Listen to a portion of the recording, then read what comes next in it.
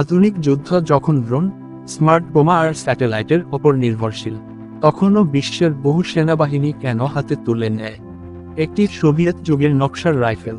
উত্তর একটাই, AK-74M শুধু একটি রাইফেল নয়, এটি যুদ্ধক্ষেত্রের বেঁচে থাকার প্রতিশ্রুতি।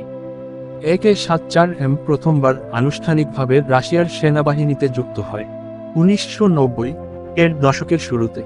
এটি মূলত AK-74 সিরিজের আধুনিকায়িত সংস্করণ, যেখানে যুক্ত হয়েছে ফোল্ডিং স্টক, উন্নত মেটাল ফিনিশ এবং আধুনিক অপটিক বসানোর সুবিধা। সোভিয়েত ইউনিয়ন ভেঙে গেলেও AK-74M আজও রাশিয়ার স্ট্যান্ডার্ড সার্ভিস রাইফেল হিসেবে ব্যবহৃত হচ্ছে। AK-74M ব্যবহার করে 5.45 × 39 mm ক্যালিবারের গোলাবারুদ।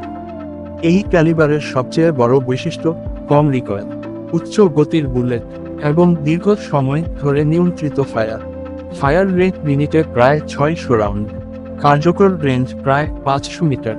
কিন্তু সংখ্যার চেয়েও গুরুত্বপূর্ণ একটি বিষয়, কাদা, ধুলো, তুষার, বৃষ্টি পরিষ্কার না করলেও ফায়ার করে। এই নির্ভরযোগ্যতাই একে আলাদা করেছে। AK-74M এর শক্তি শুধু গুলির গতিতে নয়, এর শক্তি লুকিয়ে আছে এর সহনশীলতায়। দীর্ঘ যুদ্ধ, সীমিত রক্ষণাবেক্ষণ বা কঠিন পরিবেশ, এই রাইফেল কখনো সৈনিককে হতাশ করে না। এই কারণেই আফগানিস্তান থেকে সিরিয়া, ইউক্রেন থেকে আফ্রিকার বিভিন্ন সংঘাতে AK-74M নিয়মিত দেখা যায়। AK-74M হয়তো সবচেয়ে আধুনিক নয়, কিন্তু এটি সবচেয়ে প্রেডিক্টেবল ও নির্ভরযোগ্য। শত্রু জানে যে সৈনিকের হাতে AK-74M আছে, সে শেষ মুহূর্ত পর্যন্ত লড়বে।